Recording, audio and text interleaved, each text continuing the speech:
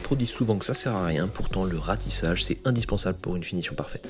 La technique est simple, tu charges ton rouleau, tu appliques généreusement sur ton support en passe croisée pour une bonne répartition de la matière.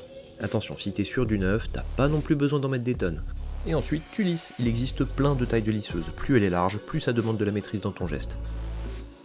Tiens, parlons-en du geste. Faut savoir que quand tu tiens ta lisseuse, plus l'angle de la lame sera ouvert, plus tu enlèveras de matière, et à l'inverse, plus ta lame sera parallèle au support, et moins tu enlèveras d'enduit. À toi d'adapter le mouvement.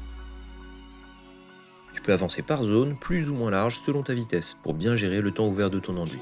Pense juste à recouvrir en passant d'une zone à l'autre.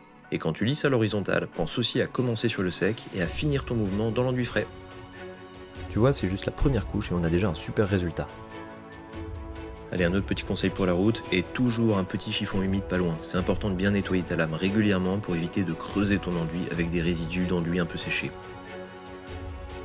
Moi, ce que j'aime avec le ratissage, c'est à quel point c'est visuel, et encore plus en timelapse. Tu te retrouves très vite avec des grandes surfaces miroirs magnifiques, et tu sais que le résultat sera vraiment à la hauteur.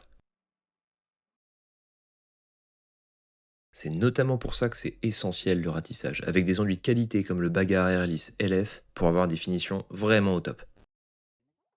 Bon, t'es convaincu par le ratissage ou pas du tout? Dis-moi en commentaire.